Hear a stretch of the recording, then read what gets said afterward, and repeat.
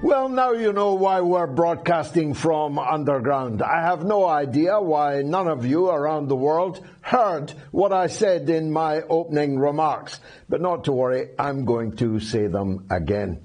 976,000 people watched last Sunday's show. You can count them, something you can't do with other programs, making us indisputably the biggest political show of its kind in the entire English-speaking world.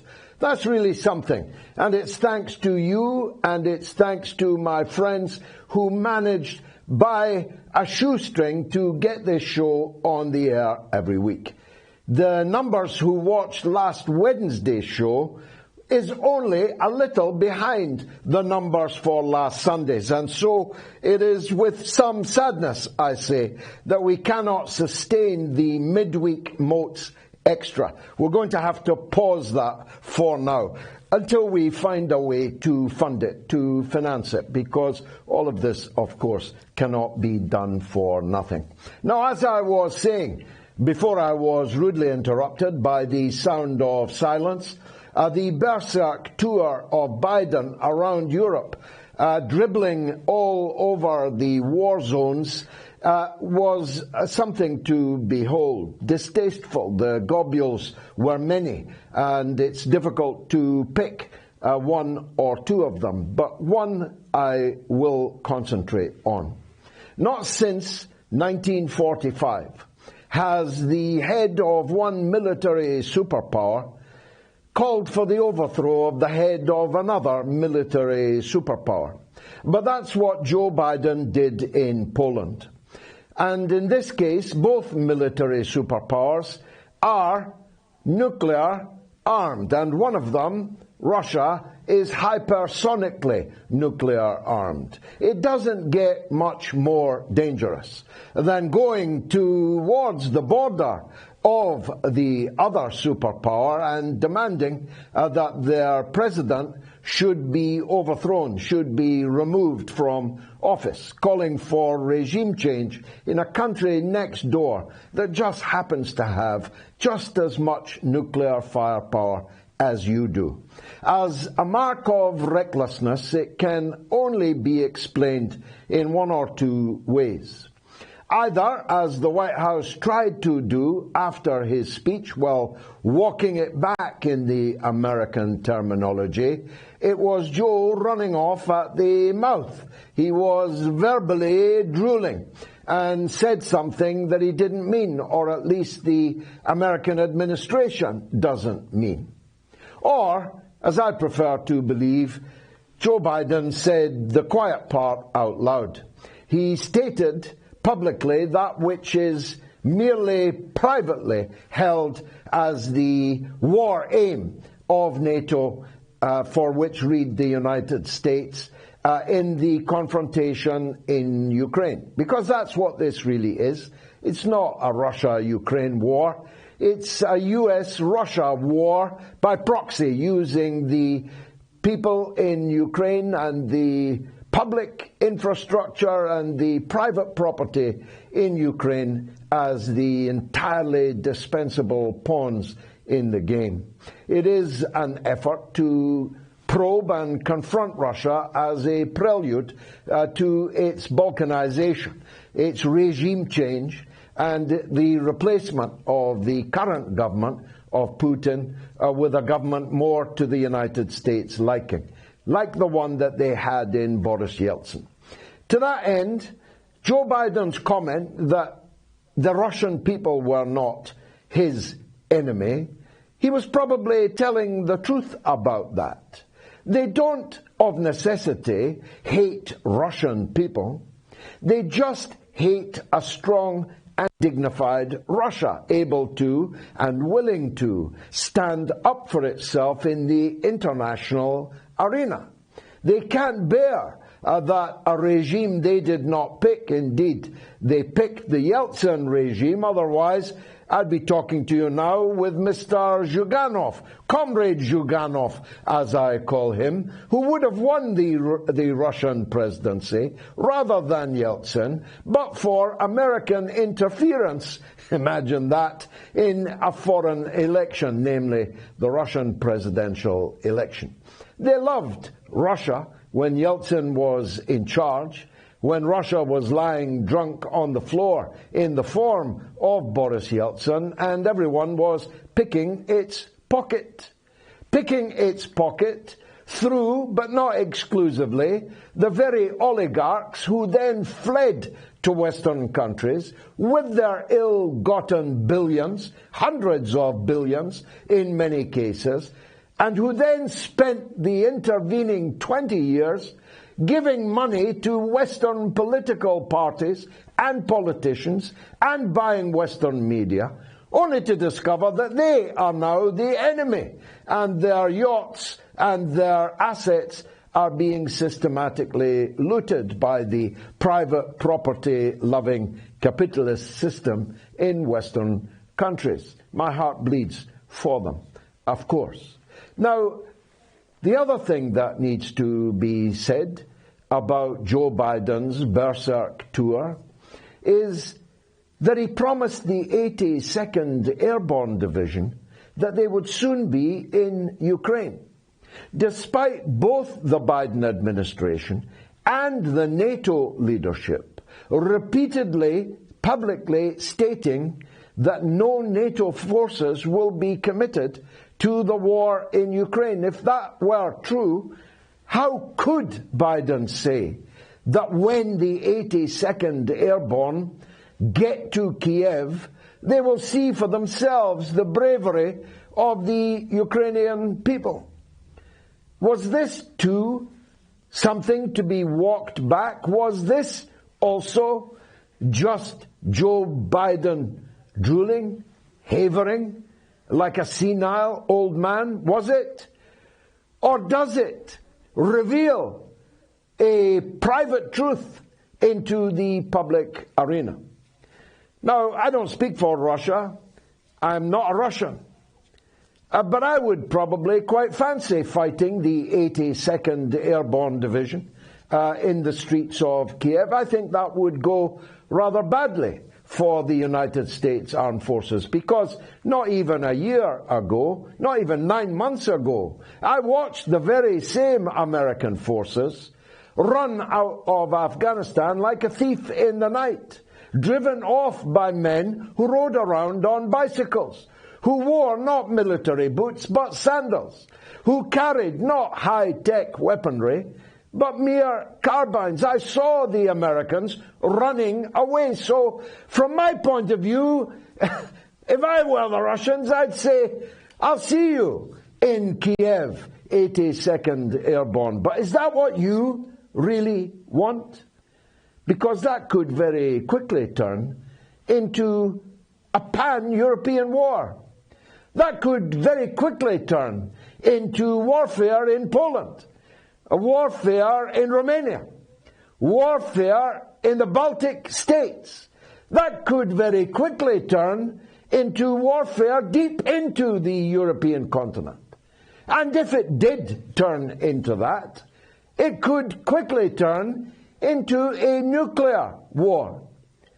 First on the battlefield, then intermediate, and then, in the worst possible case, an intercontinental exchange of ballistic missiles that would end human life on the planet. Is that what you really want? And if it is, or if it isn't, are you content that a man that cannot ensure that his fly is closed after visiting the toilet? Are you sure that a man wandering the corridors of the White House at night, wondering where the toilet is really the man to have in charge? Mind you, they don't have that much of a choice, because after senile Joe comes Kamala Harris. Have you seen Kamala Harris? Well, the Democratic Party voters saw her, they took a good look at her. And fewer than 1% of them gave her their vote in the presidential primary, even though the Clintons were bigging her up big time. After all, she is exactly one of them. If they were designing a Democratic Party candidate for president, she's what they would have designed. But the voters took a look and said, thanks, but no thanks. Since when, her polling ratings have fallen even farther and faster than Joe's. Sleepy Joe is now favoured by, on the economy, just 33% of American voters. He has an overall approval rate of 40% and a disapproval rate, an active disapproval rate of 55%. At this rate, the Democrats are going to be wiped out in the midterm elections in November. And at this rate, once that newly Republicanized Congress gets to work, putting Joe Biden on trial, impeaching him over Ukraine, imagine that. Once that Republicanized Congress gets to work on Hunter Biden, about whom more later, then the chances of Donald Trump being re-elected as president in 2024 would seem to be a very short odds bet indeed. So what are they going to do? After Joe, it's Kamala. If they dispense with Kamala, do you know who it is? Do you know? It's Nancy Pelosi. Who's better before lunch? I'll grant you. But after lunch, and even after dinner and lunch, she literally cannot bite her well-manicured fingernails. She could not scoop her expensive ice cream that she showed off to people in her super-duper kitchen in her private residence during the long period of lockdown. That's the chain of command in the United States of America. Joe Biden, Kamala Harris, or Nancy Pelosi. You take your pick. But the real fools, of course, are the Europeans. The Europeans have gone over the cliff behind this imbecile, behind this man who's not in control of his own bodily functions, never mind in control of his marbles. They've all sacrificed the entire European economy. They've all sacrificed millions of their own people to unemployment and penury to please what? Who? Joe Biden? Are you serious? Even Ireland did it. Even though Joe was caught on St. Patrick's Day on camera saying, and I quote, "I may be Irish, but I'm not stupid," unquote. They've all gone stark raving mad, including, of course, here in Britain. And we've done it all to try and protect the last gasp of American domination of world affairs, American domination of the world economy, the dollar hegemony, about which we'll speak later. They've all done it for the Americans. Puts a new slant on the special relationship, doesn't it? It's a bit like the special relationship that Miss Lewinsky had with President Clinton, where the weaker partner is always on their knees, if you get my meaning. Now I want to turn to Hunter Biden, now that I've got down and dirty. If you have not checked out the contents of his laptop, it can only be because your stomach isn't strong enough. Because most people ineluctably would be drawn to a laptop which contained not just examples by the tens of thousands of Hunter Biden's depraved sexual tastes, including a taste of sex with children, but in a way even more important than that, important though that is. His laptop describes absolutely in detail the criminal nexus which existed between the Biden crime family and the oligarchs and the then government of the Ukraine. They didn't try to hide it very often because they didn't know that Sleepy Joe would be back sleeping in the White House. But now that he is, this information ought to bring down the American regime. Talk about regime change, Mr. Biden. It'll be your regime that's changed long before the regime in Moscow, I'll warrant you. But that's not what I want to talk about in Hunter Biden. Do you remember the biolabs?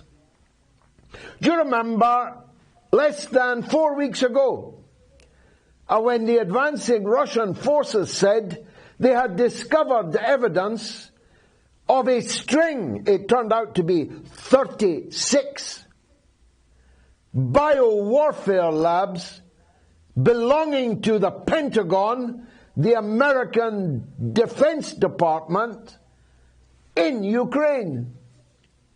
You'll remember, if you followed this story, that this was immediately denounced as Russian disinformation. And those of us who highlighted it were called Russian stooges. We were all doing it for rubles, even though I've never possessed a ruble and have no need of anybody's rubles. I highlighted this because it seemed to me a matter of potential gravity. But no, it was Russian disinformation. Until who else but Victoria Nuland, the architect of the 2014 coup in Kiev, which overthrew the elected president, the elected government of Ukraine, sent them scurrying for their lives. Victoria Nuland, appearing before a Senate committee, was forced to acknowledge that yes, there are biowarfare labs in Ukraine. And we're worried, she said, about the Russians getting their hands on them. This was later walked back. No, they're not biowarfare labs, they're just nice, cuddly biolabs. In which case, why were you worried about the Russians getting their hands on them if they were harmless, nice biolabs? And if they were harmless, nice biolabs, why were they being run by the Pentagon and not the Ministry of Health or the Ministry of Science? Why was the US military paying for 36 biolabs where? In Ukraine, right next door to Russia. So much, so bad. But it turns out, according to that well-known Bolshevik newspaper, the Daily Mail in England, that actually these biolabs were funded by Hunter Biden. The pervert Hunter Biden, the son of Joe Biden. At that time, the vice president, now the president of the United States of America. Could this plot get any more thick? Well, yes, it does. The Daily Mail, that mouthpiece of the Kremlin, revealed not only that Hunter Biden invested his own money into biolabs in Ukraine, well-known centers of profit. I mean, why buy property? Why invest in oil and gas? Why invest in building hotels? You can invest your own money in a biolab. Not only did he invest his own money, he persuaded the United States government to put hundreds of millions of US taxpayer dollars into these biolabs in Ukraine. What first attracted the United States Treasury to putting its precious resources not into clean water in Flint, Michigan, not into roads and bridges in Alabama or Mississippi, not into the larders and fridges of the American people devastated by economic disaster over these last few years. No, let's put American money into biolabs in Ukraine. If you believe that they did all that through Hunter Biden for humanitarian purposes, I've got a bridge here in London that I could sell you going very, very cheap. I'm a Nigerian prince. Why don't you send me your bank details? If you believe that, you are an idiot. Now, if you follow the money, as we are oftentimes told to do, then follow that money, and you'll see the depth and the extent to which the United States government has used and abused the people of the Ukraine to the point where the very existence of their country as an independent state is now in question. Finally, if you saw what I saw on videos online today of Russian prisoners of war being prepared for execution, stripped, blindfolded, their hands tied behind their back and kneeling on the ground, waiting for a shot in the head. If you saw what I saw today, Russian prisoners of war being kneecapped by Ukrainian soldiers who filmed themselves, including their faces, the fools, whilst doing so, if you saw the gypsies all over Ukraine being tied to lampposts, their pants pulled down and left down, being lashed and then left for any passerby to have their perverted way with, then you probably will not need to watch the Netflix documentary that I watched. To my cost, to the cost of my psyche over these last 3 days. Hitler's death squads, the Einsatzgruppen. If you have got Netflix and you don't watch it, it can only be either because your stomach is not strong enough, or you simply don't want to know about the dark Nazi heart that continues to beat in the western part of Ukraine.